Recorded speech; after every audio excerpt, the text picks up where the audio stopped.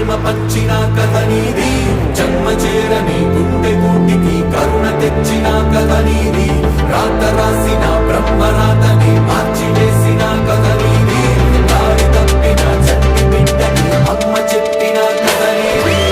నీదే నాదంటూ నిలువు గీత దాటి నిలవాలి నీలోన విశ్వనరుని గీతి. విసిరితే ఆశమేదైనా